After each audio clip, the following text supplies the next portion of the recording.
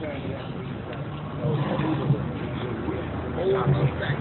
ain't got no ass,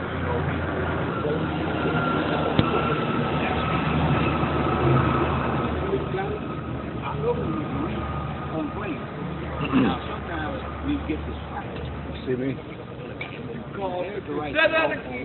Islam. I self-law and master.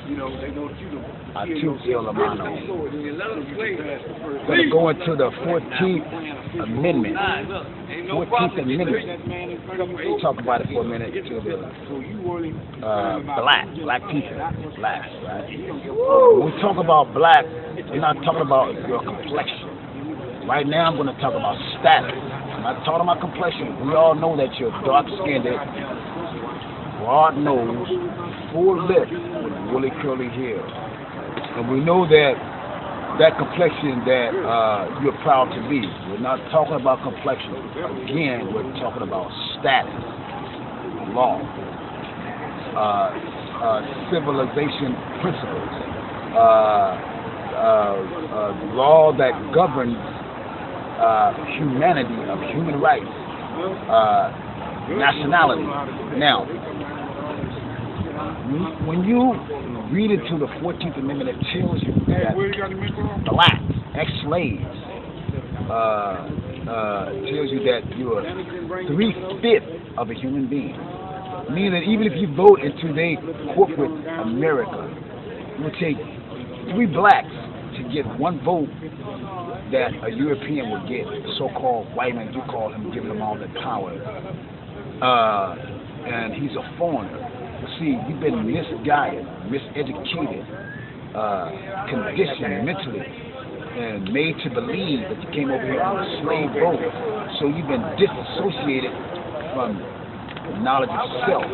Now, identity and description is different. Identity is to identify your nationality, to identify your history, your forefathers, your ancient history before the 16th century, before the 15th century, before the 14th century, before the 13th century, before the 12th century, before the 11th century, before the 10th century, all the way back.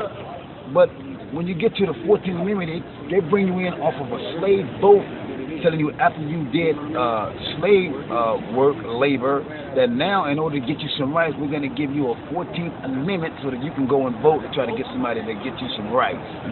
But now you need to remember, if you're outside of the human family, you have no rights. I'm not talking about complexion, I'm talking about status and law. And law, Negro, black, color, African American, Indian, black Indian, Western Indian, Latino, black Latinos, African, if you call yourself African, any kind of African, you're outside of law, or Christian, you're outside of law. You put yourself into the jurisdiction of corporate America. You put yourself into their society, into their corporation. Serious and Robot, corporate America. That's all it is. It's a corporation. And now, today, if you accept these derogatory terms, and then you bring yourself, you yourself confess out your own mouth in court that you're black, or you're Smith Jones, brown, yellow, or whatever you want to be today. When you get to the courtroom and the judge asks you your identity, you tell him your name is Smith or Johnson or Bradley, automatically when he look at you, he's going to know that you're incompetent. You're a minority. You're outside of law. Then what they do, they bring you to their jurisdiction. That's why they tell you to sit down, be quiet.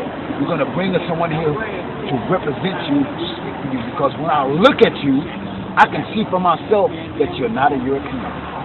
You're not the light-skinned, pale skin with straight, silky hair. You don't look like that. I can see when I'm looking at that, that's not you. So why would you call yourself that?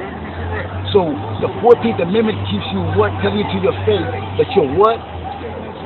Chattel. Telling you to your face but you're still chattel, and you don't try to read into that or look into that and see what the problem. And you know that you're live, breathing human flesh, a person of that breed. You know that you have these things. You know that that's what you are.